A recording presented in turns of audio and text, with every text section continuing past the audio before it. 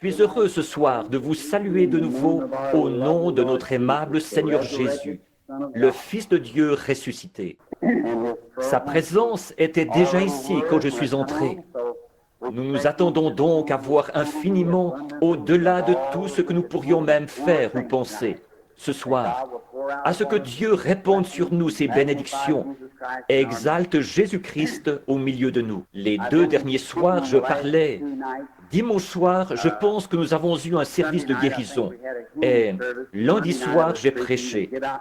Et j'avais commencé un sujet dimanche matin au tabernacle. Et j'ai pensé que pendant que nous attendions que l'auditoire augmente un peu, j'allais en quelque sorte exprimer ouvertement mes sentiments.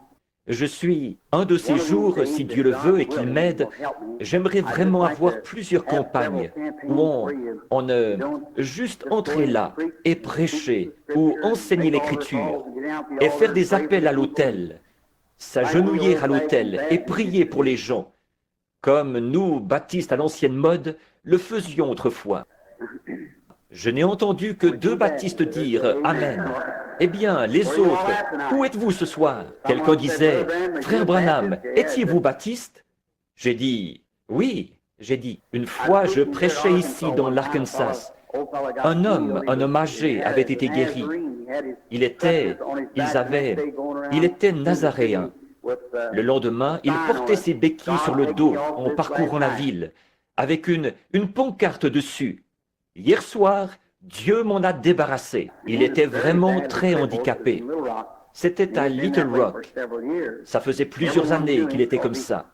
Et tout le monde le connaissait parce qu'il se déplaçait et posait son chapeau par terre, rempli de crayons qu'il vendait. Et comme tout le monde le connaissait, la chose a vraiment déclenché, a vraiment produit beaucoup d'effets dans la ville. Quelques soirs plus tard, pendant que j'étais en train de prêcher, il s'est levé. Il a dit « Une petite minute, frère Branham. Est-ce que ça vous dérange que je vous demande quelque chose ?» J'ai dit « Non, monsieur. » Et il a dit « Eh bien, il a dit, quand je vous ai entendu prêcher, j'ai su que vous étiez nazaréen. » Il a dit « Ensuite, j'ai vu que nous étions entourés de pentecôtistes ici. Et quelqu'un m'a dit que vous étiez pentecôtiste. » Il a dit « Il y a un instant, je vous ai entendu dire que vous étiez baptiste. » Il a dit « Je ne comprends pas. » J'ai dit « Eh bien, c'est facile. Je suis un baptiste, nazaréen, pentecôtiste. » C'est ça, c'est ça. Nous sommes simplement... Nous croyons. Oh, mes amis, je ne fais partie d'aucune dénomination d'église. Et pourtant, je fais partie de chacune d'elles. Quand je me suis lancé dans ceci, j'ai dit, Christ est mon chef. Cette Bible est mon manuel. Et le monde est mon église. Alors c'est comme ça que je veux être jusqu'à ma mort. Maintenant, dans un soir ou deux, nous essayerons de recommencer un service de guérison. Quand nous aurons, bien sûr, en voyant ces lits de camp et ces brancards ici tout autour, j'aimerais voir quelque chose. J'ai vraiment hâte que quelque chose se produise ici, à Louisville, dans le Kentucky. Parce que ceci est l'état d'où je viens. Je n'ai jamais eu ce qu'on appelle une bonne réunion dans le Kentucky. Et je ne le dis pas dans un esprit critique. J'en ai eu pas mal de mauvaises dans pas mal d'endroits. Mais je veux dire qu'ici même, chez moi, c'est vraiment difficile. Vraiment très difficile de briser ça. Je ne sais pas pourquoi, mais je pense que c'est parce que Jésus a dit, dans son propre pays, comment ce serait. Et c'est probablement comme ça. Mais nous n'arrivons jamais à voir beaucoup de miracles extraordinaires. J'ai eu un service ici, il y a 1 an ou 2, à Jeffersonville. Mais il s'est trouvé que la femme dont il s'agissait venait d'ici, quelque part dans le Kentucky. Elle était devenue comme de la craie, depuis ses membres vers le bas. Plutôt depuis la hanche en descendant vers ses membres. Et elle Elle n'avait pas marché depuis 17 ans. Beaucoup d'entre vous y étaient ce soir-là et se souviennent du cas. Elle s'est levée d'un coup et elle est sortie du tabernacle en marchant normalement. Maintenant, j'aimerais que quelque chose démarre ici à Louisville, où je pourrais voir un réveil à l'ancienne mode se répandre à travers cette belle grande ville. C'est une ville comme toutes les autres villes. Elle est tout aussi perverse. Vous savez que c'est la vérité. Je ne cherche pas à dénigrer le Kentucky. En effet, je suis moi-même du Kentucky. D'accord. Mais c'est la vérité. Elle est perverse. Ici, c'est la patrie de tous les whiskies, de toutes les distilleries, de toutes les combines perverses et toutes les choses du genre. C'est ici que ça se passe, aux alentours de Louisville, dans le Kentucky.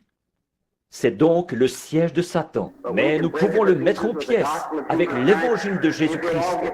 Si nous nous mettons tous ensemble, c'est vrai, nous devons unir nos forces et pousser ensemble. Il y a quelque temps, un évangéliste très célèbre dans le pays disait, en parlant des services ici, il disait, « Eh bien, voici ce qu'il y a. » Il disait, « Quand je vais dans une ville, tout ce qui se trouve dans la région doit parrainer mes réunions. Sinon, je n'y vais pas. » C'est ça. Eh bien, pensez un peu. Je pense qu'il y a peut-être 60 ou 70 grosses églises baptistes, rien qu'à Louisville. Voyez? Et que dire des méthodistes? C'est une ville méthodiste. En effet, Asbury se trouve ici.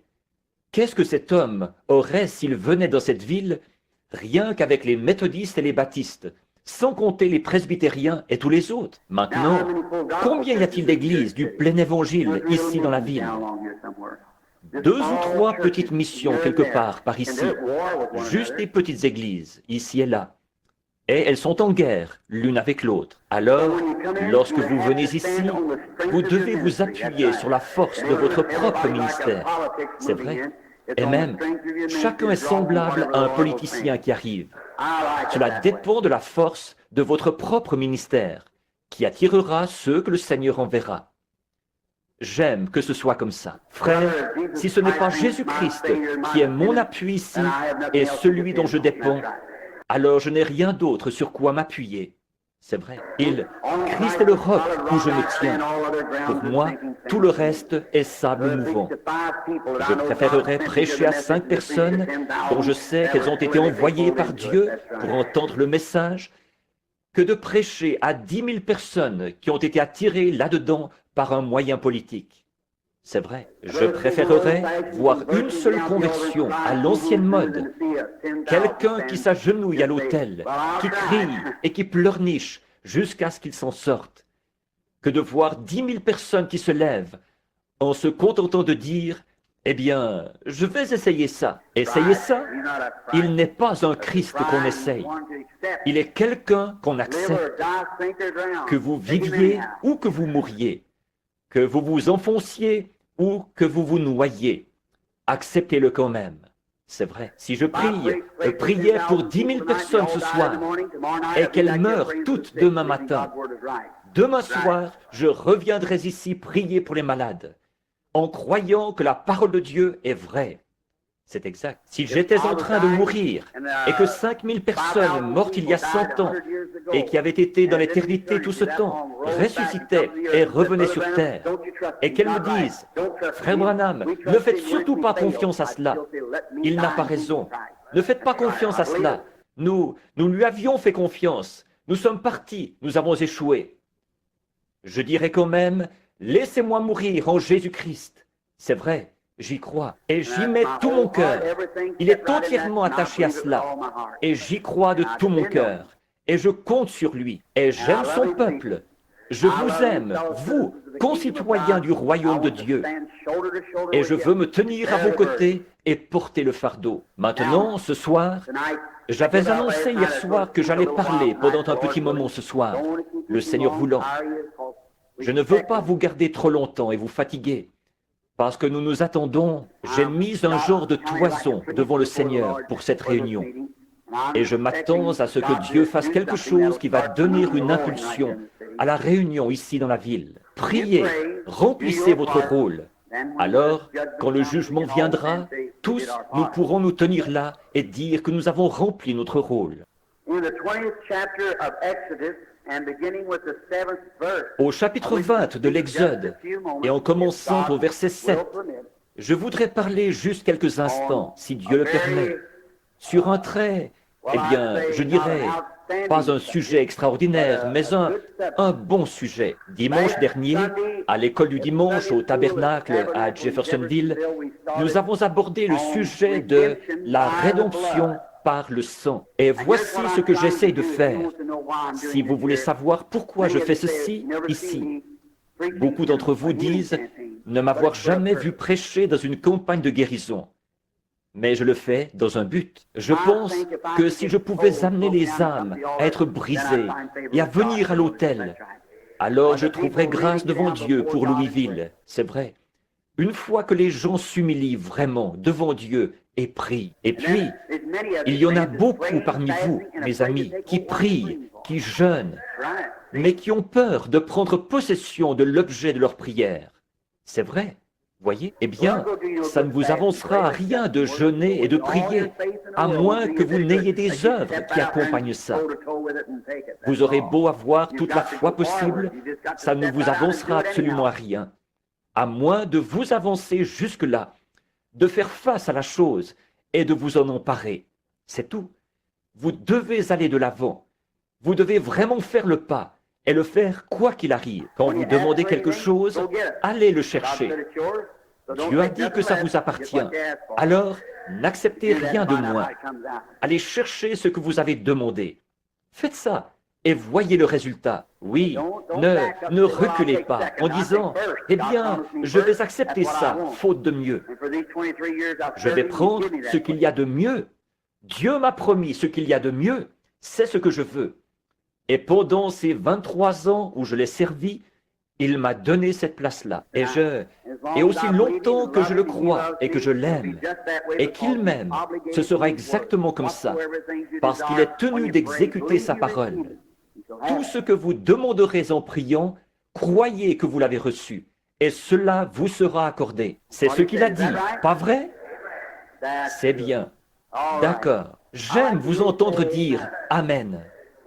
Vous savez, sœur Rouvert, « Amen », ça veut dire « qu'il en soit ainsi » pour moi, vous savez. Et quand je me mets à parler et que je n'entends personne dire « Amen », ça me rend perplexe. Il y a quelque temps, je prêchais dans une petite église et je n'ai pas beaucoup de bonnes manières à la chair, selon, je suppose, la théologie d'aujourd'hui. Et donc, je suis devenu, je suppose, un peu turbulent. Je pense que j'ai sauté sur le dessus de la chair, comme ça. J'ai empoigné le micro et je suis resté assis là, avec les pieds qui balançaient, en prêchant de toutes mes forces. Je suis revenu à moi, je ne savais pas ce que je faisais. Quelques minutes plus tard, j'étais de nouveau perdu et je me suis retrouvé au milieu de l'allée centrale, en train de retrousser mes jambes de pantalon. Je ne sais pas pourquoi, mais j'aurais aimé rester là encore quelque temps. Ça, c'est une chose que j'aimerais dire. J'étais quelque part où j'avais vraiment du plaisir. J'ai vécu de ça pendant les quelques jours qui ont suivi. Un homme est venu à moi. Il a dit, « Dites donc », il a dit, « Comment pouvez-vous prêcher avec tous ces gens qui disent Amen ?» J'ai dit, « C'est ça qui me fait prêcher. » Oui, j'avais un vieux chien. Je chassais le raton laveur. Je dois avoir ici beaucoup d'amis du Kentucky qui aiment chasser le raton laveur. Alors, il forçait toutes sortes de bêtes à se réfugier dans un arbre. Et il les rapportait toutes, sauf la moufette. Il ne voulait avoir rien à faire avec ça. Alors, il la poursuivait jusque sous un tas de broussailles. Et tout ce que j'avais à faire, je ne voulais pas aller la chercher là-dessous, ça c'est sûr. Alors, tout ce que je faisais, c'était de soulever les broussailles, de le caresser et de crier « Vas-y, attrape-la, attrape-la » Et il allait chercher la moufette. Eh bien, la pire moufette que je connaisse, c'est le diable. Et si vous voulez caresser un petit peu, vous n'avez qu'à crier « Amen » une fois de temps en temps. Et nous le forcerons à se réfugier dans un arbre d'ici peu. Et nous l'attraperons. Vous savez, le vieux Buddy Robinson, beaucoup d'entre vous ont entendu parler de lui, n'est-ce pas? De l'église nazaréenne. Il disait, « Seigneur, Il disait, donne-moi une colonne vertébrale semblable à une bille de bois. Donne-moi beaucoup de connaissances dans le pignon de mon âme, et que je combatte le diable aussi longtemps que j'aurai encore une dent, et après que je le morde avec les gencives jusqu'à ma mort. Je trouve que c'est bien ça, et c'est précisément ça qu'il a fait. C'est précisément ça qu'il a fait. D'un âge avancé, il a près de 100 ans, et il prêche encore l'Évangile. J'entends ces vieux vétérans qui prêchent comme ça. L'autre jour, j'ai allumé la radio, et il y avait un vieux frère d'une centaine d'années qui s'appelle Mardoché F. Ham. Il prêche encore l'Évangile. J'ai dit, oh Dieu, bénis-le, et qu'il ait des étoiles dans sa couronne quand il arrivera là-bas. Frère Ham, je le connais à peine. Un de ces jours, je voudrais bien le rencontrer avant qu'il aille dans le pays de l'autre côté. Alors, il pourra serrer la main de beaucoup de gens là-bas. Je sais que quand il arrivera là-bas, il y aura beaucoup de gens dont il pourra serrer la main. Oh, parce qu'il a été un vieux vétéran. Que le Seigneur vous bénisse maintenant. Et maintenant, avant d'aborder cette parole, demandons à l'auteur de descendre et de nous la révéler. Notre bienveillant Père Céleste, nous nous approchons de toi ce soir, dans ce beau et magnifique nom de ton Fils Jésus. Confessons nos péchés, que nous ne sommes pas dignes de prononcer son saint nom, car dans toute la famille des cieux se nomme Jésus. Toute la famille sur la terre se nomme Jésus. Et en ce nom, tout genou fléchira et toute langue le confessera, qu'il soit pécheur ou saint. Alors, quand nous parlons en son nom, combien nos cœurs devraient frémir de révérence alors que nous parlons. Donc, nous te demandons en son nom, avec révérence, de venir à nous ce soir, Seigneur. Nous sommes ici au milieu d'une grande ville, remplie de toutes sortes de combines que Satan utilise pour lier les gens, comme leur entreprise, les jeux d'argent, la prostitution, le whisky, les cigarettes. Oh Dieu! Et beaucoup de ministres à la chair laissent passer ça, comme si c'était juste une chose parmi tant d'autres. Mais, ô Dieu, donne-nous la voix de l'avertissement, afin que nous prêchions l'Évangile droitement et fidèlement, que nous mettions la cognée à la racine de l'arbre, que les éclats volent où ils veulent.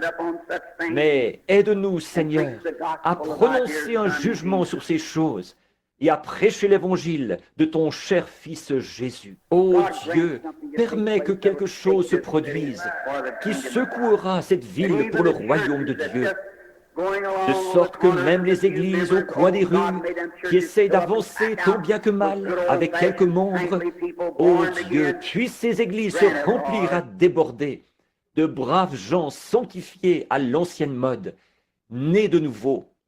Accorde-le, Seigneur, et puissions-nous recevoir un réveil à l'ancienne mode envoyé par Dieu, qui secouera la ville d'un bout à l'autre, qui éliminera toute la méchanceté. Ô Dieu, ne nous donne pas seulement quelques jours de réunion.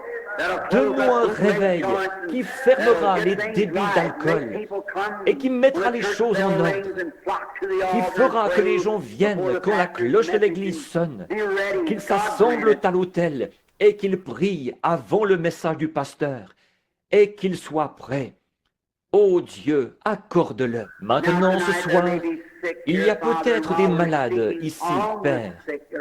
Et pendant que nous parlons des malades, ou pour les malades aussi, puisse le Saint-Esprit guérir chaque personne malade dans le bâtiment, sauver chaque pécheur, appeler chaque rétrograde à revenir à la maison, le ramener de son égarement. Et maintenant, puisse le Saint-Esprit être celui qui m'a guidé vers ce sujet ce soir.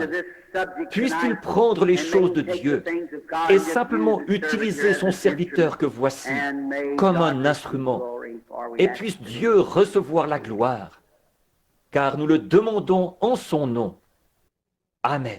Au verset 7 du chapitre 20 des Nombres, nous lisons ceci. L'Éternel parla à Moïse et dit, « Prends la verge et convoque l'assemblée, toi et ton frère Aaron. Vous parlerez en leur présence au rocher, et il donnera ses eaux. » Je voudrais vous faire remarquer ça. Ces eaux.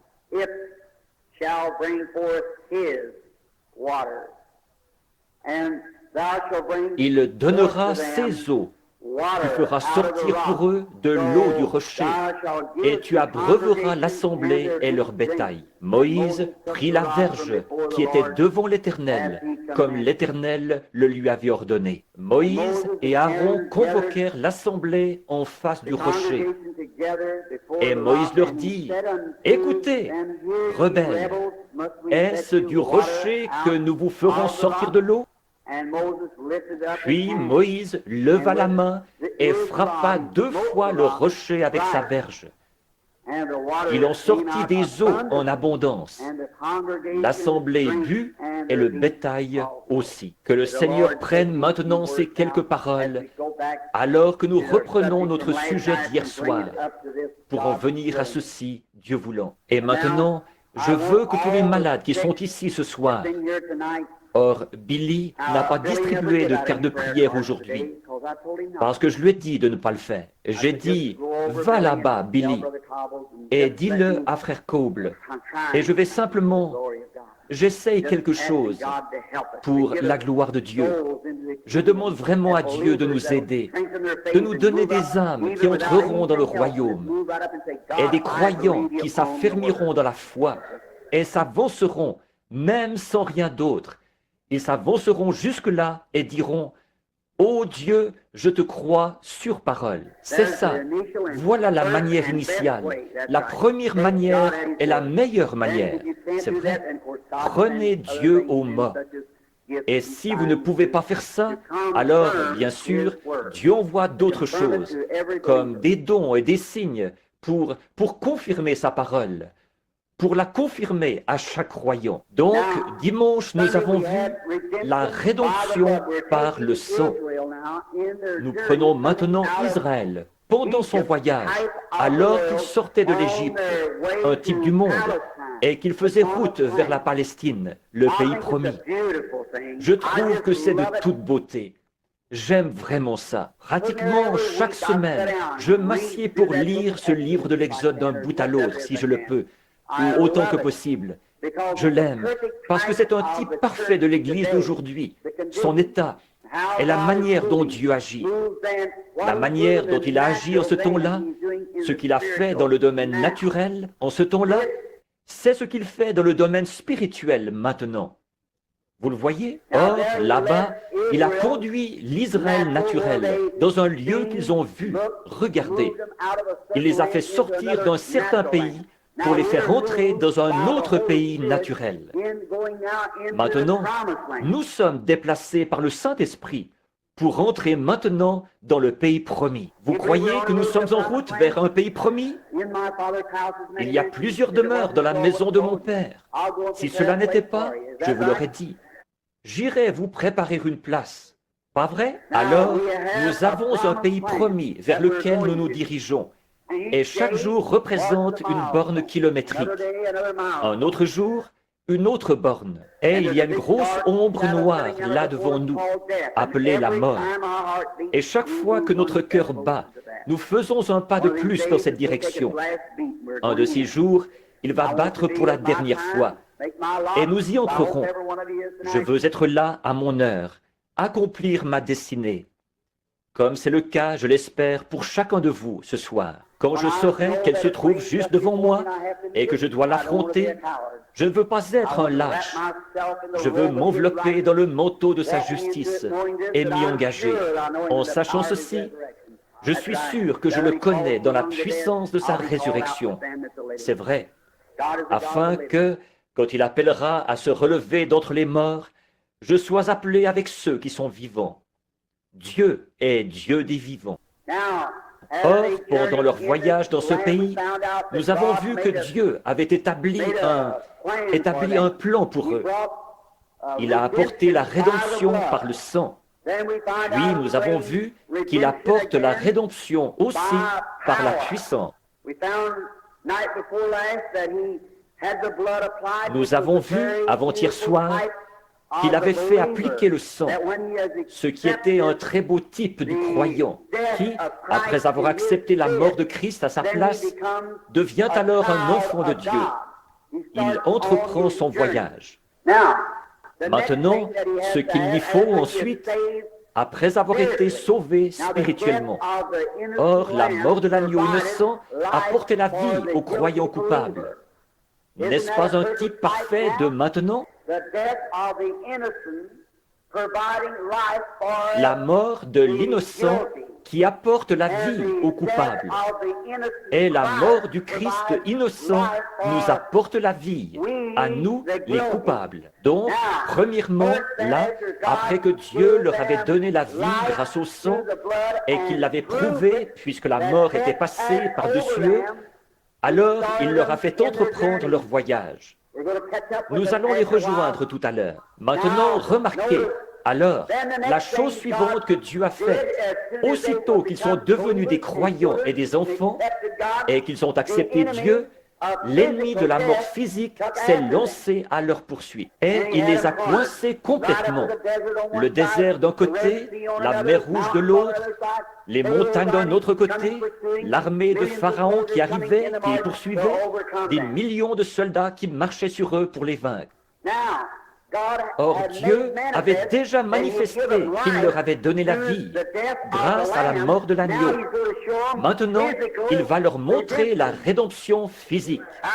Alléluia! Voyez-vous, à la fois pour le salut et pour la guérison. Voyez-vous, pour l'homme naturel et pour l'homme spirituel. L'ange de la mort est passé par-dessus, ce qui prouvait que Dieu avait fourni un moyen d'y échapper grâce à l'offrande du sang et qu'il l'avait accepté. Maintenant, il va fournir un moyen d'échapper à une mort physique. Comme pour le croyant, aussitôt qu'il reçoit le salut, peut-être qu'il est rongé par un cancer ou par une autre maladie. Dieu procure aussi la rédemption par la puissance. De même qu'il procure la rédemption pour l'âme, il procure aussi la rédemption pour le corps. Ils étaient sauvés et ils étaient circoncis. Ils étaient sous le sang. Mais pourtant, Pharaon l'ennemi allait les détruire, les tuer tous, là dans le désert. Et alors Dieu a montré sa puissance de rédemption pour leur corps. Vous saisissez? Vous savez de quoi je parle? La rédemption par la puissance. Et alors, au moment où l'ennemi les avait presque rejoints, la glorieuse colonne de feu surnaturelle qui était au-dessus d'Israël s'est élevée et est venue se placer entre eux et la mort. Laissez pénétrer cela pendant quelques minutes. Pouvez-vous voir de quoi je parle? Maintenant, pour chaque croyant, chaque enfant de Dieu né de nouveau, quand la mort vient à la porte comme un voleur, prématurément, l'ange de Dieu se place entre vous et la maladie. Bon, si vous voulez vous précipiter vers elle, ça vous regarde. Mais vous n'êtes pas obligé de le faire. Voyez, il se place entre vous et la mort. Il y a 23 ans, à l'hôpital juif, le docteur Maurice Fletcher me donnait 3 heures. L'un des meilleurs chirurgiens que vous ayez dans cette ville me donnait 3 heures à vivre. Je suis en vie ce soir. Alléluia. Pourquoi? Par la grâce imméritée, l'ange de Dieu s'est placé entre moi et la mort pour me protéger. Et j'ai accepté cela. Et pour exprimer ma gratitude, par la grâce de Dieu, j'ai gagné un demi-million d'âmes pour lui ce soir. Oh, comme Dieu sait bien faire les choses. Si nous suivons simplement, n'essayez pas de conduire Dieu. Laissez Dieu vous conduire. Voyez, c'est nous qui devons être conduits. Je pense que c'est pour cette raison que Dieu nous compare à des brebis. Avez-vous déjà vu une brebis égarée? Eh bien, c'est la créature la plus impuissante du monde. Elle ne peut pas trouver son chemin nulle part. Elle reste là à bêler jusqu'à ce que le loup la dévore ou qu'elle meure là. Elle ne peut pas retrouver son chemin. Et c'est comme ça, quand un homme est perdu, il est totalement impuissant. Vous ne pouvez absolument rien y changer. C'est Dieu qui, par le moyen de la grâce, doit vous conduire à Christ. Jésus a dit, « Nul ne peut venir à moi si le Père ne l'attire. Et tous ceux qu'il attirera et qui viendront, je leur donnerai la vie éternelle. » Quelle promesse! Oh, comme j'aimerais pouvoir ramener chaque personne ici à laisser descendre ça très profondément, sous la 5e côte du côté gauche, jusqu'à ce que ça atteigne le centre de son cœur. Vous verriez des gens se lever, qui avaient toutes sortes de maladies accrochées à eux, et sortir de ce bâtiment rempli de joie, en refusant d'accepter ces choses. Des infirmes marcheraient tout à fait normalement. Ils refuseraient de reconnaître quoi que ce soit d'autre. Voyez, vous avez peur. Vous avez peur de vous lancer. Vous attendez que Dieu descende et vous fasse sortir de là. Ce n'est pas comme ça que Dieu s'y prend. C'est vous qui devez faire le pas. Il donne la promesse et dit, « Allez, viens !» Et alors vous suivez. Maintenant, remarquez, alors les enfants d'Israël, Dieu est venu se placer entre eux et le danger. La puissance de la rédemption. La rédemption par la puissance, plutôt. La rédemption par le sang, la rédemption par la puissance. Hier soir, nous les avons laissés en train de se hisser sur le rivage, de l'autre côté de la mer Rouge. Tous les ennemis, les roues de leurs chars avaient été ôtées. Leurs chevaux avaient pris peur en plein milieu du fleuve, et ils allaient dans toutes les directions comme ceci, et les roues s'étaient embourbées et s'étaient détachées, et une bande d'hommes courait comme des fous, les ennemis, et Israël a grimpé sur le rivage pour voir Dieu étendre sa main et détruire tous les ennemis. Un très beau type du croyant sous le sang, guéri alors par l'intermédiaire, par la puissance de Dieu qui épargne sa vie, qui la prolonge pour un temps. Ils auraient tous été tués là même. Il les aurait massacrés là, en plein désert, si Dieu ne s'était pas interposé. Je serais mort depuis longtemps si Dieu ne s'était pas interposé entre moi et la mort. Chaque croyant ici serait mort depuis longtemps si Dieu ne s'était pas interposé entre vous et la mort. Chacun de vous, dont Dieu, dans sa grâce souveraine et sa miséricorde, se place entre le croyant et la mort. Alléluia, voilà, c'est ça. Puis, qu'est-ce qui vient ensuite pour le croyant? Ce qui vient ensuite, là, c'est le baptême du Saint-Esprit. Moïse a conduit les enfants d'Israël directement à la mer Rouge. Ils ont été baptisés dans la mer Rouge.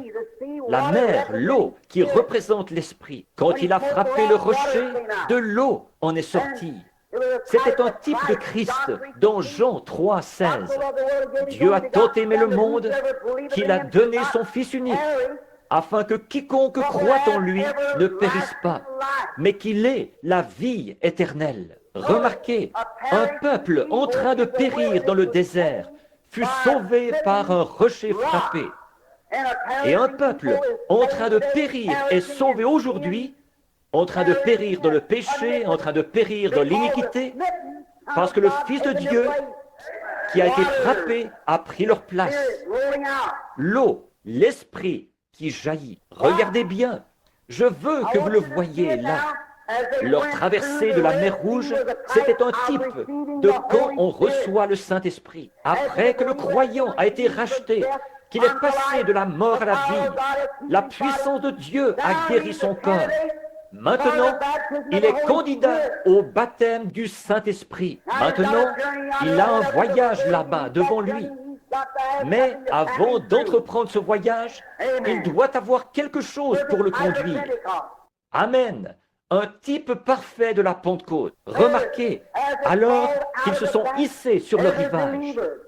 Chaque croyant, quand vous entrez et que vous êtes sauvé, que vous acceptez le sang de Jésus, vous cherchez encore à vous cramponner à ceci et à vous cramponner à cela, et vous ne pouvez pas abandonner ceci, et vous ne pouvez pas abandonner cela. Au bout d'un moment, Dieu va peut-être faire de bonnes choses pour vous, Cependant, vous ne pouvez pas abandonner vos cigarettes et vous devez prendre un petit verre avec les copains de temps en temps.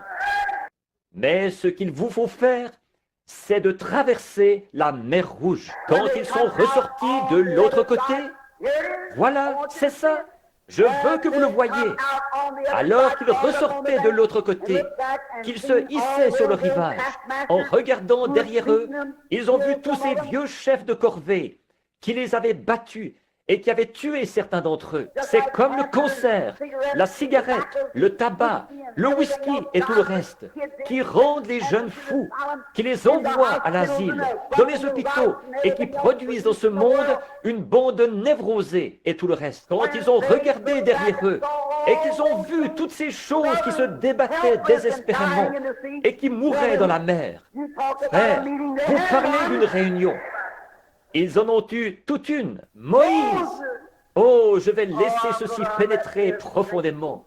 J'espère que ça va descendre tout au fond. Moïse, le plus grand prophète qui ait jamais vécu à part Jésus-Christ. Il n'y a jamais eu un homme à qui Dieu ait parlé comme il l'a fait à Moïse, à part Christ. Il a dit, lorsqu'il y aura parmi vous quelqu'un qui est spirituel ou prophète, je lui ferai voir des visions et je me ferai connaître à lui. Mais il n'en est pas ainsi de mon serviteur Moïse. À lui, je parle de bouche à oreille. C'est vrai, Moïse, cet homme plein de dignité, dès qu'il a vécu cette expérience, qu'il a vu tous ces chefs de corvée morts, alors il a su que toutes ces choses avaient disparu à jamais. Toutes ces choses qui les avaient contraints, battus et fouettés, c'était terminé. Il a levé les mains et il a chanté dans l'esprit. Oh là là, ça n'a jamais été typifié et ça ne le sera pas tant que nous n'arriverons pas là-haut dans la gloire. Quand tout fut achevé, là, il chanta dans l'esprit. Et quand nos corps auront été rachetés, c'était un type du Saint-Esprit qui est venu à la Pentecôte quand nous avons traversé la mer. C'était un type de la Pentecôte. Et Moïse, dans le type à ce moment-là, quand il a eu traversé ça, il a chanté dans l'esprit. Celui-ci est venu le jour de la Pentecôte. Et quand le corps sera parfaitement racheté, maintenant, notre âme est parfaitement rachetée. C'est vrai, elle ne peut périr. Elle a la vie éternelle. C'est ce que dit la Bible. Oh, je me sens bien. Remarquez pourquoi. Parce que je sais que c'est ainsi dit le Seigneur. J'ancre simplement mon âme là. Je continue à marcher et je dis, Satan, siffle contre moi tant que tu voudras. Ça ne me dérange pas. Parce que je sais en qui j'ai cru. Et je suis persuadé qu'il a la puissance de garder mon dépôt jusqu'à ce jour-là. Amen. Ce qu'il nous faut ce soir, c'est un bon vieux réveil d'Alléluia à la Billy Sunday qui nous brise. C'est ça qu'il nous faut ici, autour de Louisville. C'est vrai. Il nous faut un bon vieux réveil pentecôtiste à l'ancienne mode, envoyé par Dieu. Oui, monsieur. Remarquez, alors, quand nos corps seront rachetés, or, nous avons la guérison divine maintenant, qui en est une ombre. De même que là, c'était une ombre de la Pentecôte. Regardez ce qu'ils ont fait au temps de l'ombre du salut. Regardez comment ils ont marché là devant Dieu. Ils éteignirent là le tranchant du feu et échappèrent au tranchant de l'épée.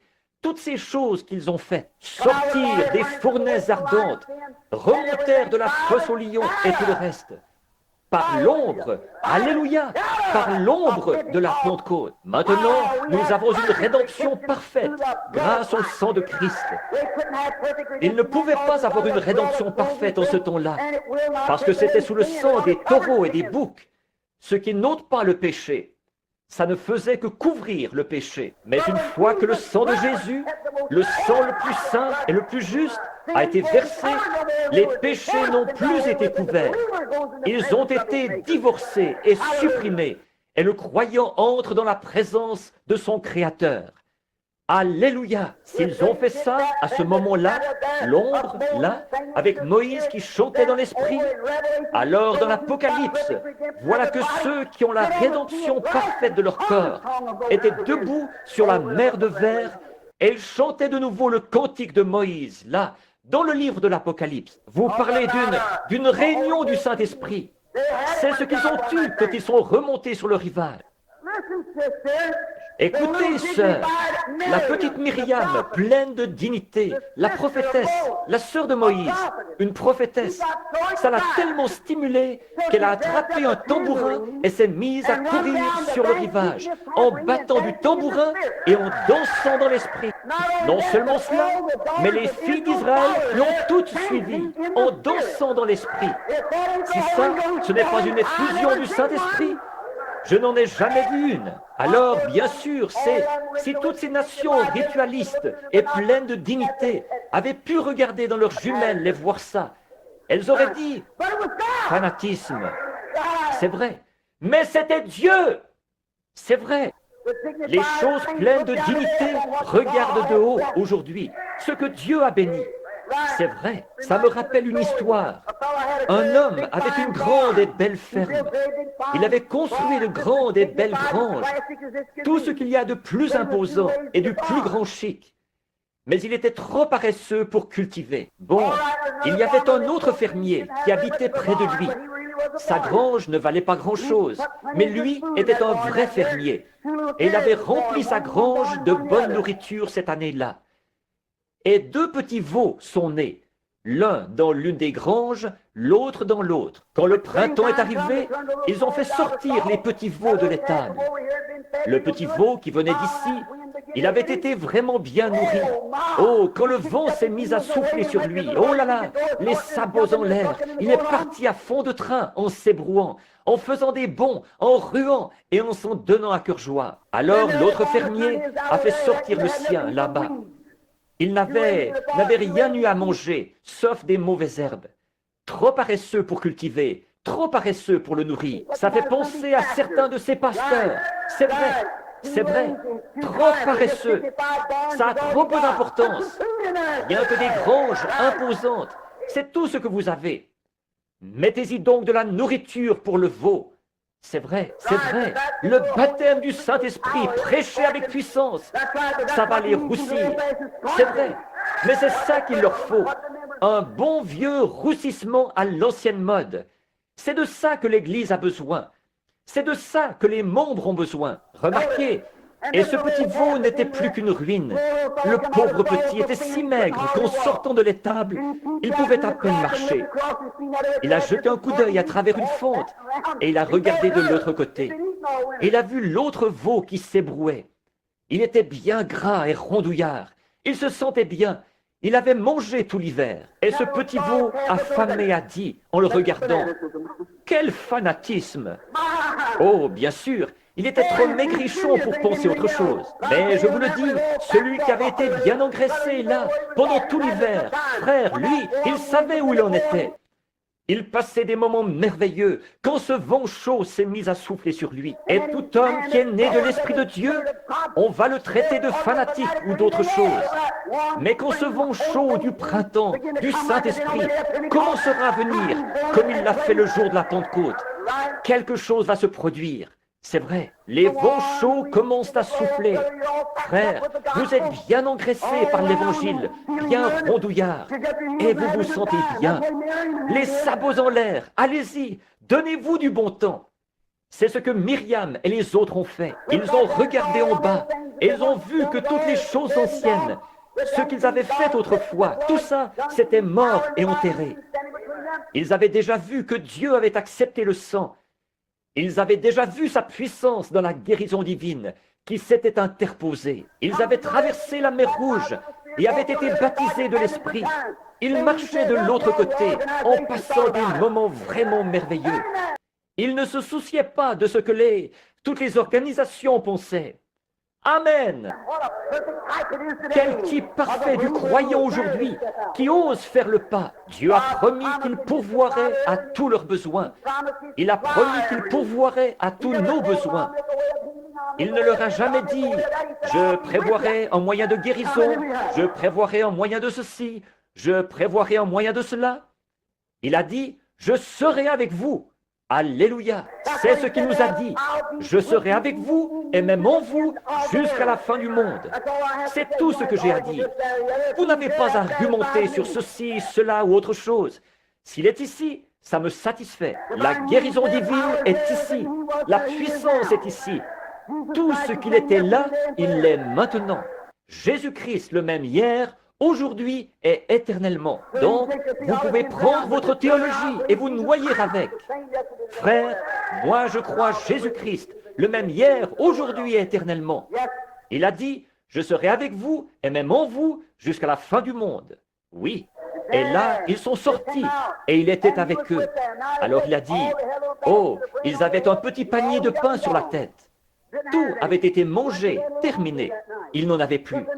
Ils se sont couchés avec un petit creux ce soir-là. Mais le lendemain matin, quand ils se sont levés, il y avait du pain partout sur le sol. C'est ça la manière de Dieu de faire les choses. Il vous laisse arriver à la toute dernière minute. Et là, il vous montre ce qu'il peut faire à ce sujet. C'est vrai, il aime faire ça. Il aime surprendre son peuple. Vous, les hommes, vous aimez agir comme ça avec votre femme. Vous attendez jusqu'à son anniversaire en la laissant dans le doute, parce que vous l'aimez. C'est pour cette raison que Dieu nous laisse parfois arriver à la dernière extrémité. C'est parce qu'il nous aime et qu'il veut nous prouver de façon surnaturelle sa puissance. C'est parce qu'il nous aime. C'est pour cette raison-là qu'il le fait. Oui, il nous laisse simplement en arriver là, où nous sommes sur le point de faire le dernier pas. Et c'est là qu'il entre en scène. Il a laissé les enfants hébreux entrer tout droit dans la fournaise ardente. Mais il y avait un quatrième homme qui se tenait là avec un éventail pour que ça ne les atteigne pas. Voyez, il est toujours là. Il ne s'en va jamais. Il est toujours proche. L'ange de l'Éternel campe autour de ceux qui le craignent. Là-bas, ce soir-là, ils ont ramassé ce pain le lendemain matin. Je peux voir ces Israélites qui venaient de traverser la mer Rouge. Ils venaient d'être rachetés par le sang. Ils avaient vu la puissance de guérison de Dieu, où la puissance miraculeuse se plaçait entre entre Israël et l'Égypte, et noyer les ennemis qui étaient en arrière. Comme le vieux cancer est parti pour toujours, la cécité était partie, la surdité était partie, le diabète était parti. Tout a été noyé là-bas, en arrière, dans le sang de Jésus-Christ. Comment vous sentez-vous? Oh, vous marchez dans la rue et une espèce de vieux critiqueur vous dit « Hé, une minute, es-tu sûr de ça ?» Ne me parle pas. Amen, oh là là, je peux les voir là-bas en train de ramasser et de manger et de passer des moments glorieux. Tout comme une réunion du Saint-Esprit à l'ancienne mode. Voilà l'Esprit de Dieu qui descend sur l'un des saints. Il va lever le bras, recevant la chose dans son cœur, comme ça, et crier très fort, « Gloire au Seigneur !» Juste une réunion à l'ancienne mode comme ça. Oui, monsieur, ils en recueillaient de part et d'autre. Ils passaient des moments merveilleux. Or, ce pain n'a jamais cessé. Ça s'est poursuivi tout au long du voyage, pour eux. C'est vrai. Et c'était un type parfait de la Pentecôte en nous. Ça, c'était dans le domaine naturel. Ce pain n'a jamais cessé. Il est resté le même pain jusqu'à ce qu'ils entrent dans le pays promis. Pas vrai? Vous, les lecteurs de la Bible, vous le savez. Et alors, l'Église a été inaugurée le jour de la Pentecôte, quand les croyants étaient là-haut, il vint un bruit comme celui d'un vent impétueux, et il remplit la maison où ils étaient assis.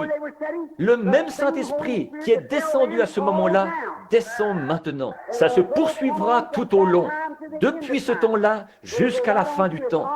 Ça se poursuivra jusqu'à la fin. C'est notre pain. Eux étaient nourris de pain naturel. Nous sommes nourris de pain spirituel. Jésus a dit, « Je suis le pain de vie qui est descendu du ciel, d'auprès de Dieu. » Ils ont dit, « Nos pères ont mangé la manne dans le désert pendant 40 ans. » Il a dit, « Ils sont tous morts. » Oui, monsieur, mais celui qui mange ma chair et qui boit mon sang a la vie éternelle. Et je le ressusciterai dans les derniers jours. Je suis le pain de vie qui est descendu du ciel, d'auprès de Dieu. Si un homme mange de ce pain, il ne mourra jamais. Voilà, eux avaient le pain naturel. Nous avons le pain spirituel. Oh, je n'échangerai cela pour rien au monde. Merveilleux. Oh, vous dites, frère Branham, nous savons tous que vous êtes un fanatique. Eh bien, moi aussi, je suis un fou de Christ. Vous, de qui êtes-vous le fou? Vous êtes peut-être le fou du diable. Très bien. Alors, je préfère être un fou de Christ, pas vous? Très bien. Remarquez, voici un autre point à propos de cette manne. Quand ils ont commencé à y goûter, ils ont dit, ça a un goût de miel. Oui, c'était sucré. Je peux voir ces vieux saints se lécher les babines et se régaler. C'était bon. Avez-vous déjà goûté ceci? Ceci aussi, c'est bon. Il est dit, goûtez et voyez, l'Éternel est bon. Cela a le goût du miel du rocher. J'ai souvent fait cette remarque bien des fois. David, autrefois, là, quand il en avait parlé dans son psaume, il avait dit, « Cela a le goût du miel du rocher. » David, étant un berger, il avait un petit sac. Il portait ça sur le côté et ils y mettaient toujours du miel. Les vieux bergers le font encore en Palestine. Et quand sa brebis malade s'emballait, alors tout de suite, il plongeait la main là-dedans et il en retirait un petit morceau de miel. Il prend ça et le frotte sur le rocher, sur un rocher de calcaire. Comme la brebis aime le miel, alors elle se met à lécher ce miel sur le rocher. Et il y a quelque chose dans le calcaire qui guérit la brebis malade. Et je vous le dis, nous avons un sac rempli de miel ici ce soir. Et nous allons appliquer ça sur le rocher, Jésus-Christ. Et les brebis malades, mettez-vous à lécher. Vous allez vous rétablir, c'est sûr et certain. C'est vrai. Vous n'avez qu'à lécher, lécher, lécher. Et pendant que vous léchez le miel, eh bien, vous allez absorber du calcaire. C'est sûr et certain. Aussi sûr que 2 et 2 font 4. Or, nous n'allons pas l'appliquer sur l'Église. Nous allons l'appliquer sur Christ. C'est là que ça doit se trouver. C'est vrai.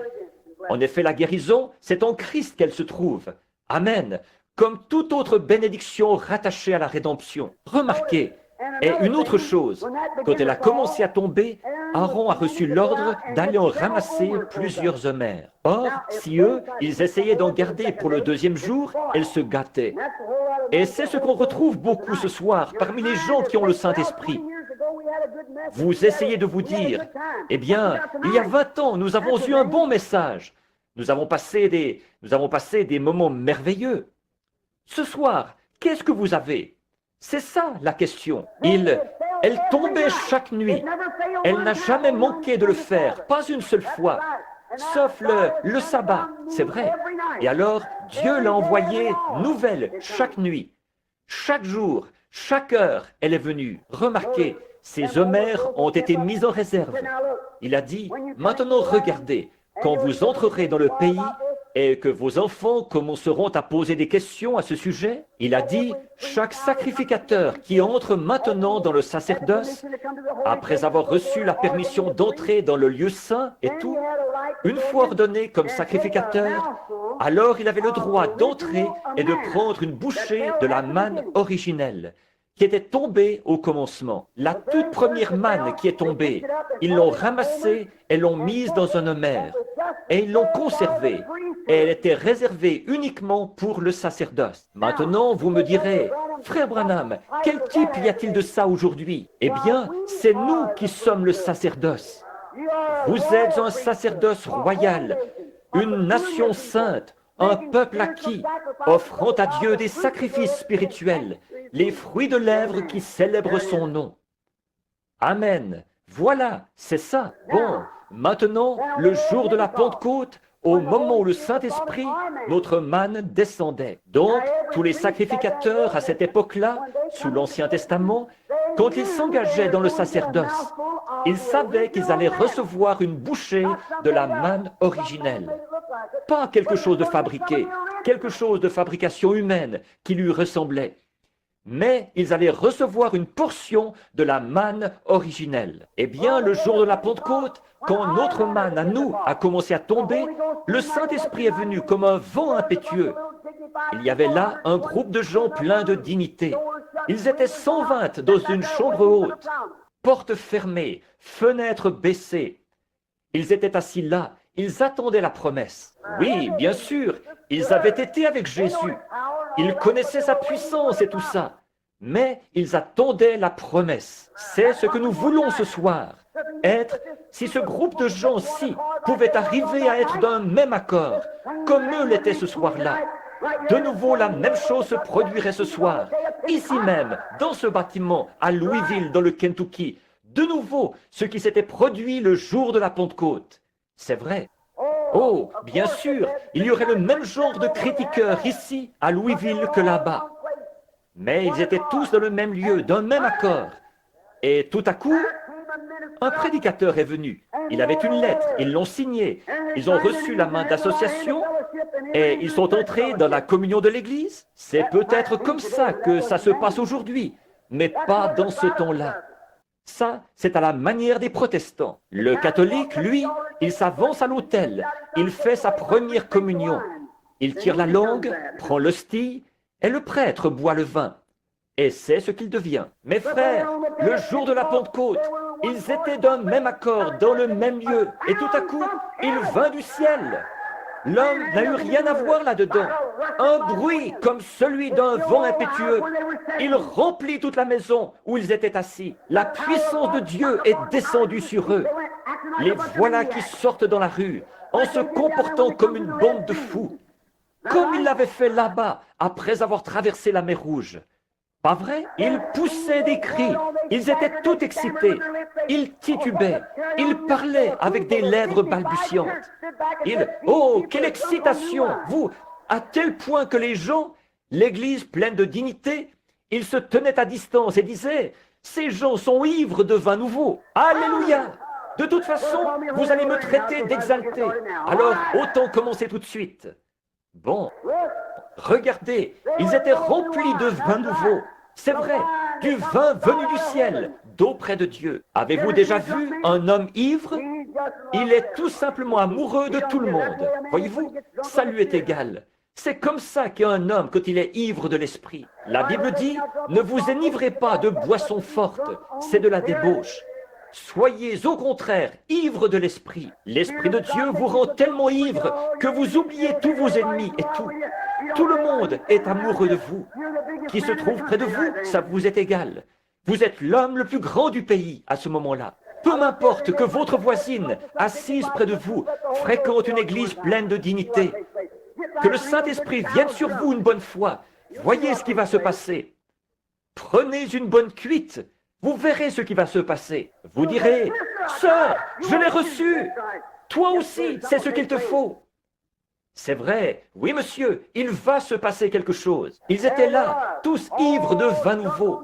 Et écoutez, certaines de vous les sœurs, ici, saviez-vous que la Sainte Vierge Marie était avec eux? Eh bien, il lui a fallu aller là-haut, la mère de Jésus-Christ. Il lui a fallu aller là-haut et faire partie de ce groupe de gens, tellement ivres de l'esprit qu'elle titubait comme si elle s'était enivrée de whisky ou de quelque chose comme ça. Et vous, vous imaginez que vous irez au ciel parce que vous passez à l'église avec votre livre de chant sous le bras, que vous vous rendez là tous les dimanches matins, la cloche sonne, vous vous asseyez là et vous écoutez un peu de... et vous repartez? Vous n'irez jamais. Vous devrez suivre cette voie, parce que c'est la seule voie que Dieu ait jamais tracée et qu'il aura jamais. Vous y marcherez, sans quoi vous ne serez pas là-bas. Je ne suis pas votre juge, mais je suis en train de prêcher l'Évangile. C'est l'exacte vérité. La Sainte Vierge y était. Et elle s'est conduite en imbécile autant que les autres. Elle était aussi ivre que les autres. Ces hommes et ces femmes, tous, ils étaient remplis de vin nouveau. Si Dieu a fait un seul changement à ce programme, indiquez-moi le passage de l'Écriture où il en est question. Il n'y en a pas. Non, monsieur, c'est resté comme ça jusqu'à la fin de l'âge, jusqu'à la fin de la Bible. Et ce sera pareil quand Jésus viendra. Regardez. Pendant qu'ils étaient ivres de ce vin nouveau, regardez, nous allons voir si Dieu en a mis un homère en réserve pour vous. Très bien, ils étaient tous là-bas, et un petit prédicateur peureux qui s'appelait Pierre, la petite Pierre, qui avait eu si peur de sa position qu'il avait renié Jésus. Il était sorti en courant pour aller prier jusqu'à exaucement, et il lui avait fallu être avec les autres qui s'étaient rassemblés. Il est monté sur une caisse à savon ou quelque chose comme ça, et il a dit, « Eh bien, hommes juifs, et vous qui séjournez à Jérusalem ?» C'étaient des docteurs en théologie. Oh, il a dit, « Vous, hommes hommes israélites, et vous qui séjournez à Jérusalem, et ainsi de suite, sachez ceci, ces gens ne sont pas ivres, comme vous le supposez, car c'est la 3e heure du jour.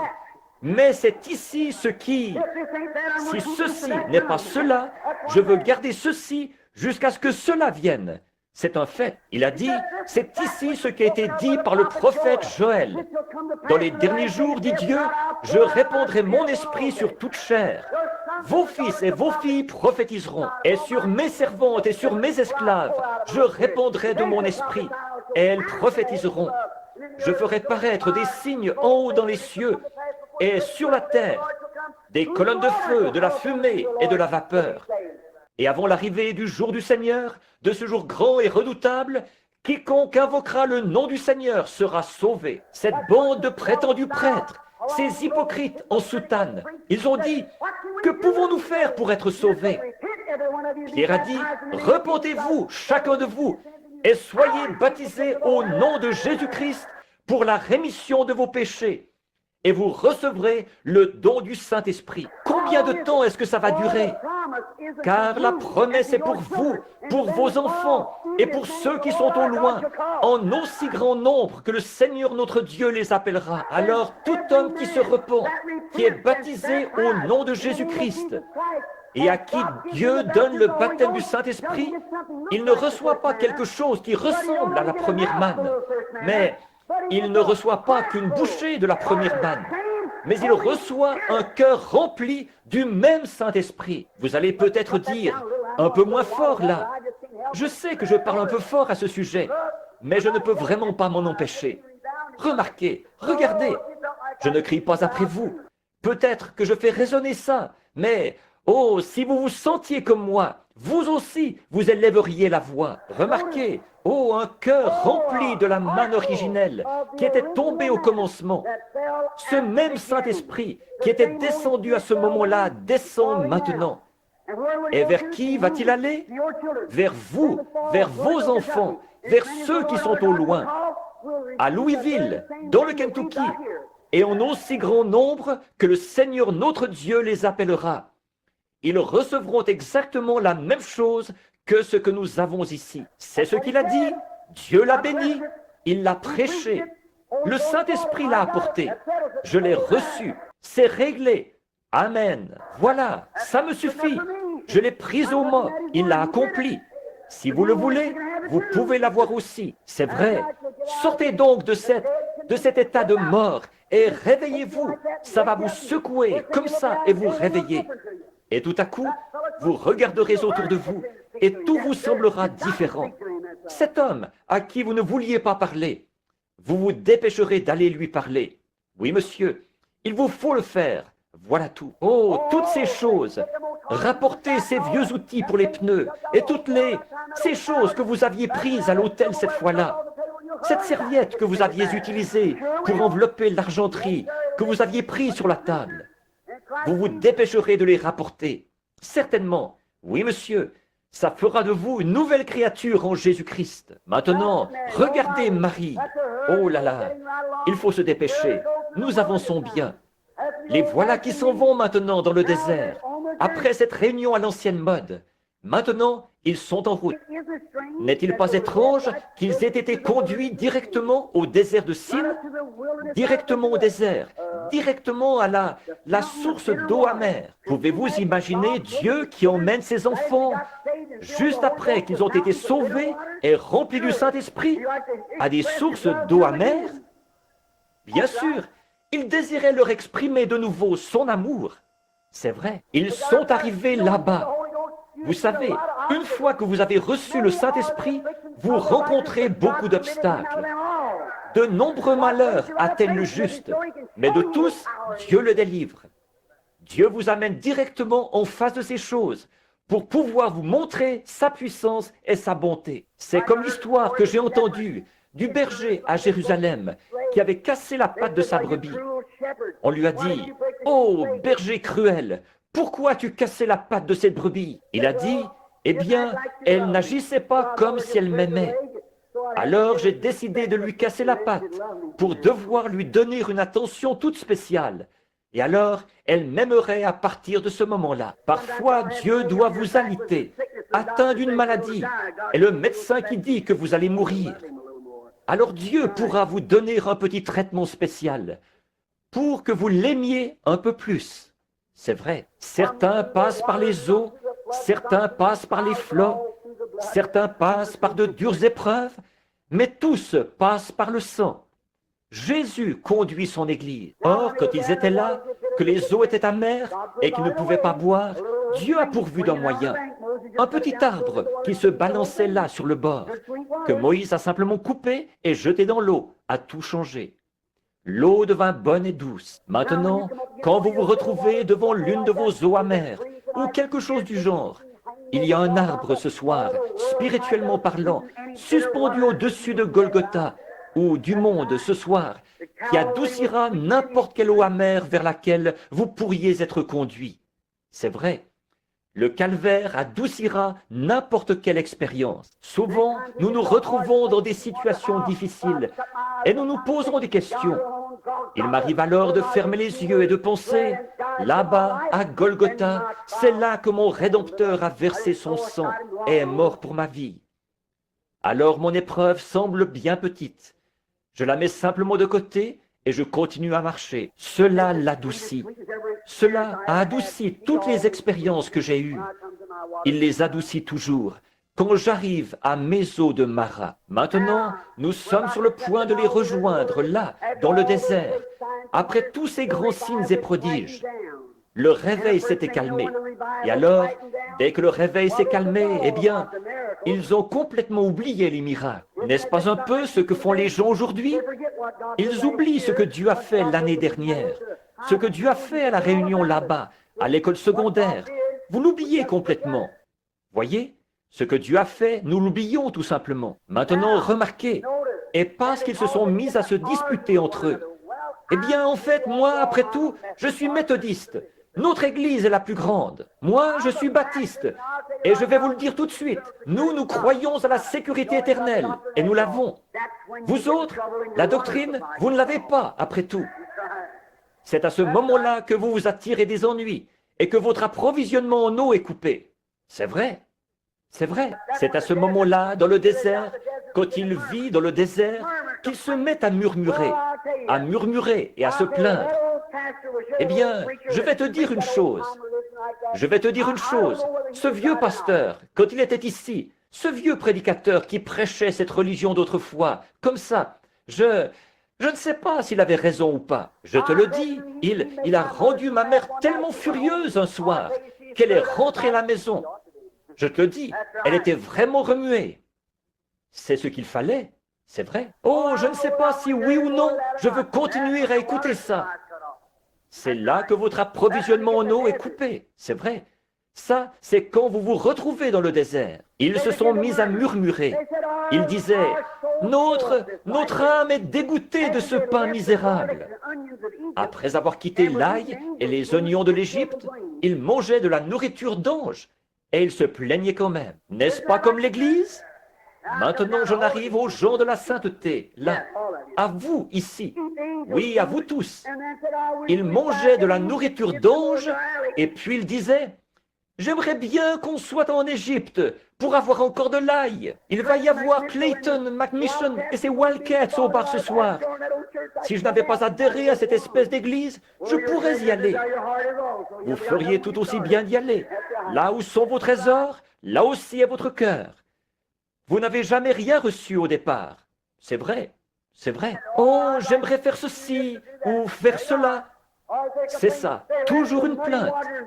Ils avaient quitté les eaux boueuses de l'Égypte pour boire les eaux pures du rocher des âges et ils s'en plaignaient. Ils avaient quitté le lieu des grands médecins vantards de l'Égypte, des grands vantards et tout, pour être avec le grand médecin. Ils avaient quitté ce lieu où on disait que le temps des miracles est passé, pour être avec les gens qui avaient des signes et des prodiges qui les accompagnent. Et ils se plaignaient quand même. Oh là là, oui monsieur. Là-bas, évidemment, Les Égyptiens, eux, c'étaient des gens des nations, froids, indifférents.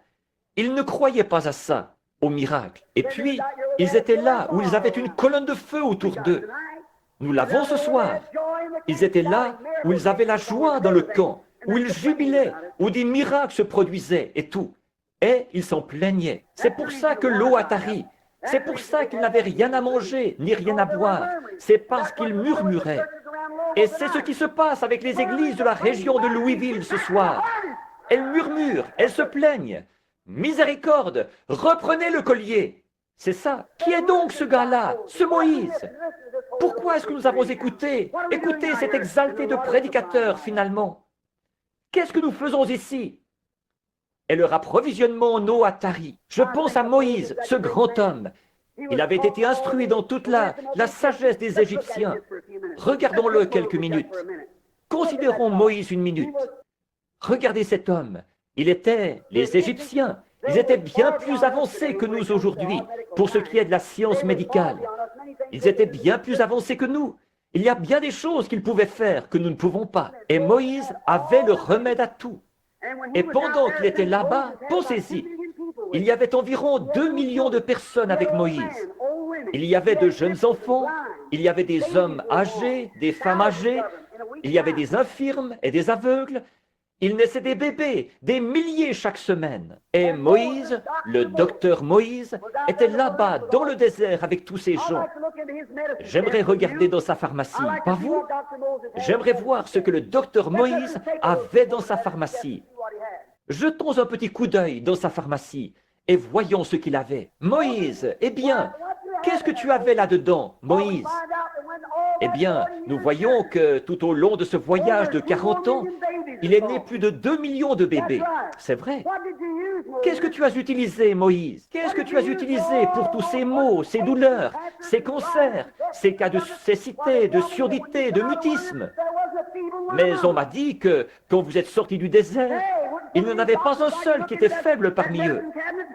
Dites donc, certains médecins aimeraient bien regarder là-dedans, dans cette pharmacie-là, n'est-ce pas? Et une autre chose, Moïse, qu'est-ce que tu as aspergé sur ces gens pour que même leurs vêtements ne s'usent pas? Leurs souliers ne se sont jamais usés après avoir marché sur ces pierres. Si vous avez déjà été là-bas, vous savez à quoi ressemble le désert. On use une paire de souliers en 3 jours. Et en 40 ans, ils n'ont même pas usé un petit bout du cuir. Moïse, qu'est-ce qu'il y avait dans ta pharmacie? Regardons dedans. Je le vois. J'ai une prescription. Je suis l'Éternel qui te guérit. C'est réglé. Amen. Oh Moïse, mon père est allé par ici. Il vient de tomber et il s'est cassé la jambe. Qu'est-ce que tu as pour lui? Je vais regarder ça.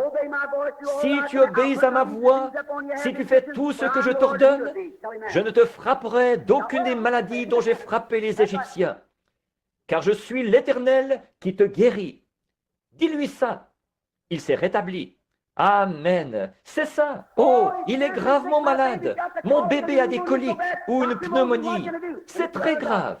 Docteur Moïse, qu'est-ce que je peux faire? Je vais voir ce que j'ai. Je suis l'Éternel qui te guérit. C'est réglé. Amen. Ils repartaient. C'est ça. Ils poursuivaient leur chemin dans la joie. C'est tout ce qu'il lui fallait. Je suis l'Éternel qui te guérit. Il y a 600 et quelques promesses bien claires concernant la guérison divine, rien que dans le Nouveau Testament. Et pourtant, nous mettons Dieu en doute ce soir. Que va signifier le jugement pour nous? C'est ça. Je suis l'Éternel qui te guérit. Oui, monsieur, c'est ce que Moïse avait, ce que le docteur Moïse avait dans sa sphère, dans sa pharmacie. C'était ceci. Je suis l'Éternel qui te guérit. Donc, il a guéri toutes les maladies et les a parfaitement gardées. Il leur a fait traverser le désert et les a fait entrer dans le pays promis. Oh là là, ils avaient quitté tous les grands médecins vantards de là-bas pour être avec le grand médecin. Ils avaient quitté cette bande de gens qui étaient froids, formalistes et indifférents, qui disaient que les miracles n'existent pas. Et ici, une colonne de feu se tenait au-dessus d'eux. Des gens étaient guéris. Tout ce dont ils avaient besoin, tout leur était fourni directement. Et pourtant, ils se plaignaient quand ils ont manqué d'eau. Mais alors, dans la grâce souveraine de Dieu, malgré tout ça, comme vous ici, à Louisville ce soir, au milieu de tous ces cris, les jours des miracles sont passés. L'association des médecins essaie de stopper la guérison divine partout dans le pays. Vous ne la stopperez jamais. Autant vous arrêter tout de suite. Vous ne pouvez pas plus la stopper que vous ne pouvez stopper le soleil. C'est vrai, il y a quelques années, au début, quand j'ai commencé à prêcher la guérison divine à Jeffersonville, on n'en connaissait presque plus rien depuis bien des années. Cela a été difficile, mais frères, ce soir, il y en a des millions partout qui font entendre leur voix. Essayez de stopper ça? Impossible. Moi, l'Éternel, je l'ai plantée. Je l'arroserai jour et nuit, de peur qu'on ne la ravisse de ma main. Il n'y a pas longtemps, je regardais des petits moineaux sur la statue de la liberté. Ils gisaient là. Ces petites créatures gisaient là, un peu partout sous la lumière. Et j'ai dit, qu'est-ce qui a fait ça? En m'adressant au guide. Il a dit, ils se sont fracassés la tête hier soir pendant l'orage. Ils sont venus dans la lumière et celle-ci les aurait conduits en lieu sûr. Mais ils ont cherché à éteindre la lumière. Et ils se sont fracassés la tête en cherchant à éteindre la lumière. J'ai dit, gloire à Dieu. Il a dû penser que j'étais fou. J'ai dit, ça me rappelle certaines personnes qui cherchent à éteindre la guérison divine et la puissance de la résurrection de Jésus-Christ. Vous allez vous fracasser la tête. Vous n'y arriverez jamais. Acceptez-la tout simplement et envolez-vous en elle vers un lieu sûr. C'est ça. Amen. Parle au rocher, Moïse. C'est ce que Dieu a dit à Moïse. Et il donnera son eau. Il donnera son eau. Il n'y a pas longtemps, dans un certain musée, je regardais une image de ce rocher qui avait été frappé. Et on aurait dit que c'était comme un petit filet d'eau de la grosseur d'une aiguille à tricoter qui en sortait. J'ai pensé, comme ces artistes peuvent être ridicules. Voyons, frère, moi-même, je pourrais arriver à faire tarir ça si j'avais vraiment soif. Oui, monsieur. Savez-vous qui Moïse a fait boire à ce rocher? Il a fait boire plus de 2 millions de personnes, sans compter tous les animaux. Il a fallu à peu près 40 000 gallons par minute pour les abreuver. Alléluia! Ça me rappelle la religion qu'ont certaines personnes. Vous avez juste assez de religion pour aller à l'école du dimanche, le dimanche matin. Recevoir juste quelques petites gouttes pour vous humecter un peu. J'aime m'asseoir près de la source d'où l'eau jaillit en abondance. Alléluia! Suffisamment pour me durer toute l'éternité. Alléluia! Je suis content d'avoir quitté ce vieil endroit humide pour me rendre là où l'eau jaillit tout le temps. Oui, monsieur, les gens ont juste assez de religion pour les rendre misérables. Eh bien, je ne peux pas rester assis plus d'une dizaine de minutes. Bonté divine, que ce prédicateur est intarissable. Quelle est la profondeur de votre salut? C'est ça. Vous allez là le dimanche matin en disant, eh bien, je vais aller écouter ce qu'ils ont à dire. Vous recevez quelques petites gouttes, puis vous vous en retournez. Et c'est à peu près tout ce que vous avez reçu. Frère, je vais vous dire une chose. Quand Moïse a frappé ce rocher, tout le désert a été arrosé. Amen. Oui, monsieur. Seulement, pour tout ce dont ils avaient besoin, ils n'avaient qu'à se baisser et à boire, et boire, et boire, jusqu'à ce qu'ils soient complètement remplis. Et il y avait encore de l'eau qui sortait, à peu près 40 000 gallons par minute. Calculez ça. Combien de personnes, ce qu'1 million de personnes, 2 millions de personnes, peuvent boire en l'espace d'une minute? Des gens assoiffés, sans compter les chameaux et les autres animaux qu'ils avaient. Et la Bible dit, il en sortit en abondance. Elle jaillissait en mugissant et se répandait dans le désert. C'est comme ça que Jésus-Christ donne le Saint-Esprit. Pas juste un petit peu dire, eh bien, je crois que je vais aller adhérer à cette église. Oh là là. Oh, je ne peux pas supporter ce bruit. Ça me donne la chair de poule. Si jamais vous mourrez, vous crèveriez de froid si vous alliez au ciel. Parce que, frère, vous allez en entendre du bruit quand vous arriverez là-bas. La Bible dit qu'il crie « Alléluia » jour et nuit, tout le jour, puisqu'il n'y a pas de nuit. C'est vrai. Vous allez certainement mourir. Quand vous arriverez au ciel, le second jour là-haut. Oui, monsieur. Eh bien, tout ce que vous avez fait, c'est que vous êtes allés vous humecter un peu, c'est tout. Pourquoi ne pas vous asseoir près de la source jaillissante et la laisser couler jusqu'à ce qu'elle vous emporte en, alléluia, en son sein, jusqu'à ce que vous ne vous possédiez plus et que vous ne sachiez plus où vous vous trouvez. Voilà l'état que vous voulez atteindre. Dans le temps, je disais à mon oncle et à mon papa, « Oh, moi, je sais nager !» dans le petit étang qu'il y avait là, sur Utica Pike. Un jour, papa est allé s'asseoir sur le caniveau. Il a dit, « Je veux te voir nager. » Le petit étang avait à peu près cette profondeur-là. J'étais debout sur une caisse à savon. Je me suis déshabillé, je suis monté en me pinçant le nez comme ceci. Et j'ai fait quelques petits sauts sur la caisse à savon. Je me suis lancé, la boue a giclé à droite et à gauche, et je me suis mis à barboter dans la boue. J'ai dit, « Qu'est-ce que tu en penses, papa ?» Il a dit, « Sors de là !» Nager, ramper dans la boue, voilà ce que c'était. Tout le temps. On a beaucoup de membres d'église qui, eux aussi, rampent dans la boue. C'est vrai, des gens qui rampent dans la boue. Oui, monsieur. Un jour, mon oncle m'a emmené en bateau et je me vantais de savoir nager. Par ici, sur la rivière Oyo, où la profondeur de l'eau était d'une 20aine de pieds. Il a simplement pris la rame et il m'a fait basculer dans l'eau en disant « Maintenant, fais voir un peu !» Amen. Alléluia. À ce moment-là, soit que je nage, soit que je me noie. Oh là là, autant s'y habituer tout de suite, être emmené dans la source jaillissante, là où Dieu ouvre le rocher, là dans le désert, et déverse l'eau en abondance. Parle au rocher, a-t-il dit, et il donnera son eau. Peut-être, mon ami, ce soir, peut-être que c'est vous qui êtes en train de périr. Vous devriez parler au rocher. C'est ça. Peut-être que vous êtes allé partout. Peut-être que vous êtes allé à l'église, que vous vous êtes joint aux méthodistes, que vous vous êtes joint aux baptistes. Ils se sont fâchés contre vous. Alors vous êtes allé chez les presbytériens.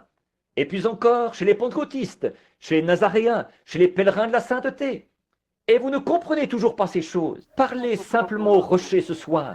Simplement. Est-ce que vous êtes en bon terme avec lui? Oui. Il a dit, parle au rocher. Et il donnera son eau. Il donnera son eau. Vous n'avez plus besoin de le frapper. Vous n'avez qu'à lui parler. Vous n'avez qu'à lui parler d'une façon amicale. Peut-être que vous êtes allé chez le médecin. Peut-être que vous avez fait tout ce que vous avez pu pour essayer de vous rétablir.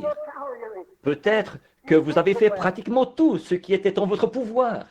Mais vous n'arrivez pas à vous rétablir. Chaque médecin, vous avez passé par tous les cabinets que vous connaissiez.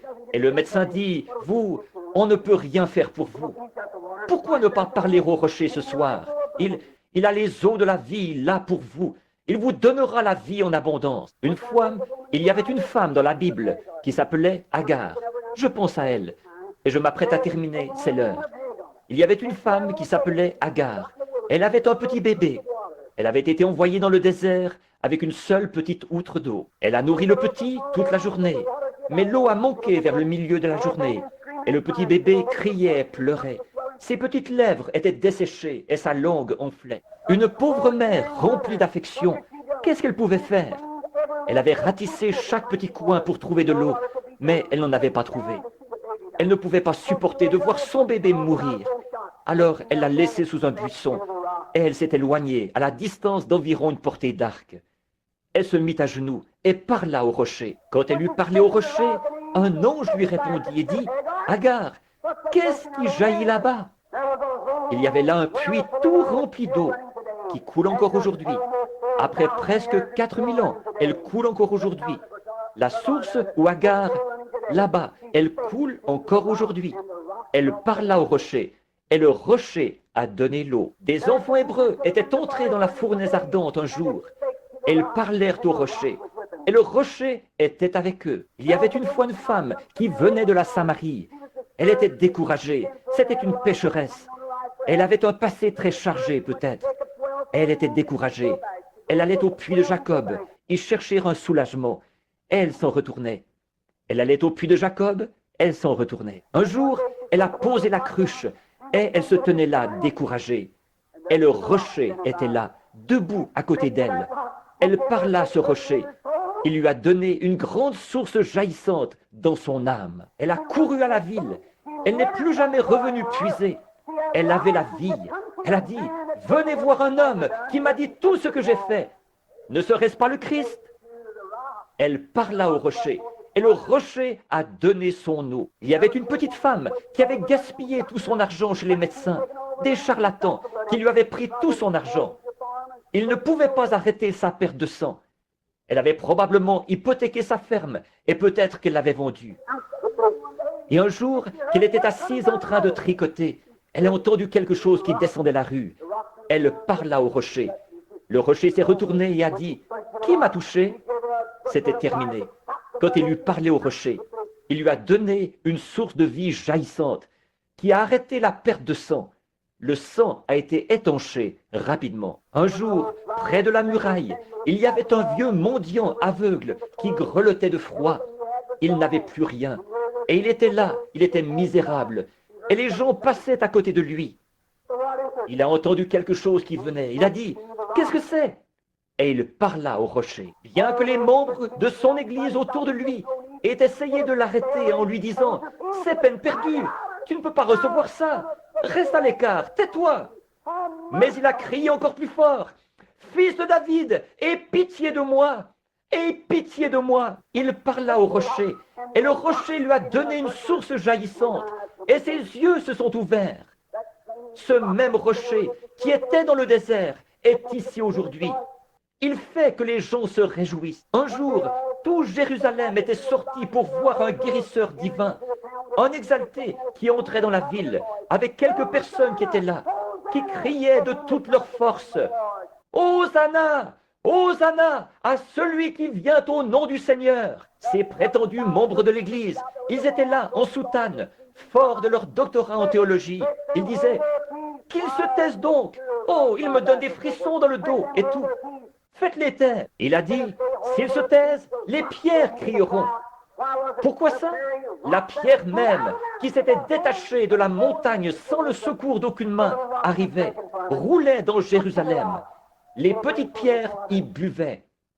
Parle au rocher, et il donnera son eau. Si vous avez besoin du salut ce soir, parlez au rocher, il donnera son eau.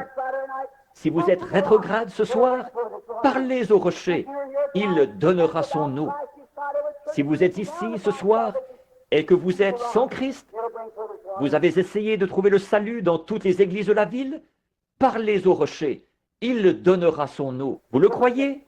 Si vous êtes rétrograde, que vous vous êtes éloigné de Dieu et que vous pensez qu'il n'y a plus aucun espoir pour vous, parlez simplement au rocher et il donnera son eau. Le croyez-vous de tout votre cœur? Croyez-vous que Dieu l'accordera? De tout votre cœur, vous le croyez? Alléluia! Il est ici ce soir. Si vous êtes malade et que vous avez tout essayé, vous avez essayé d'aller dans la ligne de prière et vous n'arrivez pas à aller dans la ligne de prière. Vous avez eu des cartes de prière et vous n'avez pas été pris. Vous êtes allé à une réunion, vous êtes allé à une autre réunion. Vous avez été loin par le pasteur. Vous avez passé dans la ligne de prière ici. Vous êtes allé partout ailleurs et vous ne pouvez pas être guéri. Pourquoi ne pas parler au rocher maintenant? Il donnera son eau, c'est vrai. Pourquoi ne pas faire une fois un essai avec lui? Soyez en bon terme avec lui, maintenant même, pendant qu'il est dans le bâtiment. Sa présence est ici même, en ce moment, pour guérir chacun de vous. Je le crois. Je le sais de tout mon cœur. Je crois. Il y a des choses que je ne sais pas, mais il y a des choses que je sais effectivement. Et je sais que Jésus-Christ, le Fils du Dieu vivant, est ici même, maintenant même, pendant que, dans mon cœur, j'essaie de faire un appel à l'autel. Les visions apparaissent partout dans le bâtiment. Maintenant même. Oh, c'est vrai, les pouvoirs de Dieu sont ici même. C'est vrai, je le vois agir ici même. C'est ce qui fait que je commence à passer d'une dimension dans une autre en ce moment. C'est parce qu'il y a des malades ici, et ce sont vos prières qui produisent ça, pour confirmer la parole de Dieu, qui déclare qu'il est ici même, pour qu'on lui parle ce soir, le même rocher qui, là-bas, connaissait leurs pensées. Il a vu où était la femme qui avait la perte de sang et tout. Il est ici maintenant. Si vous lui parlez, il donnera son eau. Le croyez-vous de tout votre cœur? Qu'en pensez-vous, madame? Avec là, juste là au centre. Or, vous n'avez pas de carte de prière, n'est-ce pas? La dame, avec le truc blanc autour du cou, assise juste là. Vous avez le diabète, n'est-ce pas? Vous n'avez pas de carte de prière, n'est-ce pas? Vous n'avez pas besoin de carte de prière. Le croyez-vous? Vous pensez que vous pouvez parler au rocher? Voulez-vous lui parler au sujet de votre diabète, maintenant même? Alors, levez-vous. Est-ce exact? Dites simplement, j'accepte maintenant Jésus-Christ comme mon guérisseur. Et Dieu vous ramènera chez vous et vous rétablira.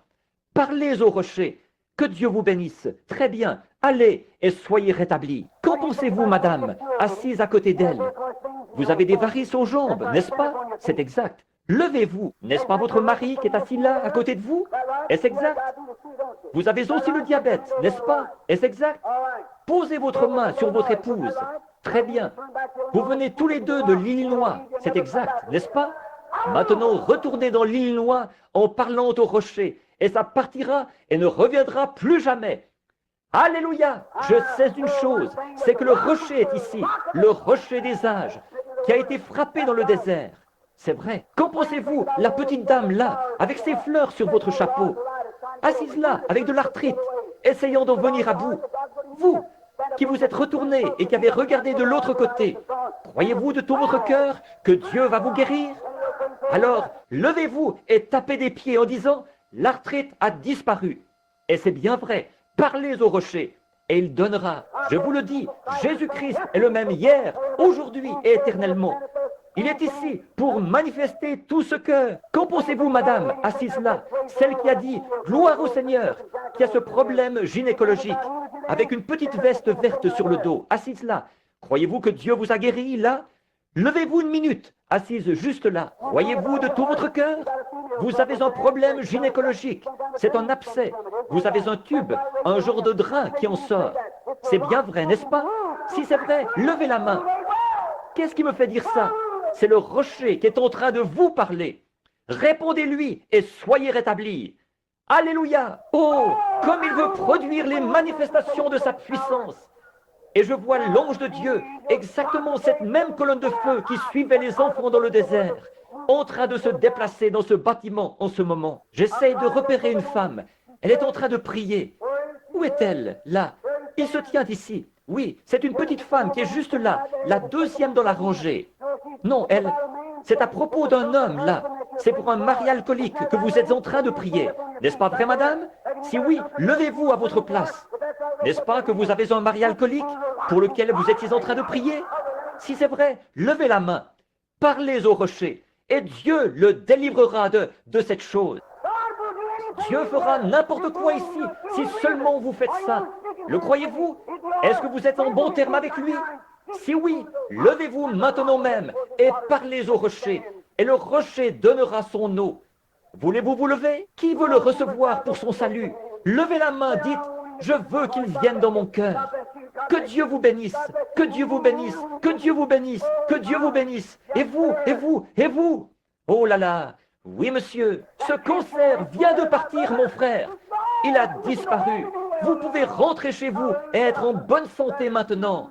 Alléluia, c'est vrai. Tous ceux qui veulent être guéris, levez la main, dites, Seigneur, je suis en train de te parler. Je suis en train de te parler. C'est ça. Le voilà qui s'en va. Monsieur, votre problème de sinus vient de partir. Vous êtes libre. Rentrez chez vous. Au nom de Jésus-Christ, vous êtes guéris. N'importe qui ici qui veut le trouver maintenant, levez les mains et dites, merci Seigneur de m'avoir guéri. Je te parle au nom de Jésus-Christ, afin que tu me guérisses. Ô Dieu de miséricorde, envoie ta puissance ce soir, avec l'onction du Saint-Esprit, pendant qu'il est dans ce bâtiment, maintenant, pour envahir cet auditoire. Et puisse le Saint-Esprit accomplir chaque miracle, qu'il ne reste plus un seul malade, ni un seul infirme dans ce bâtiment ce soir. Puisses-tu guérir chacun au nom de Jésus-Christ.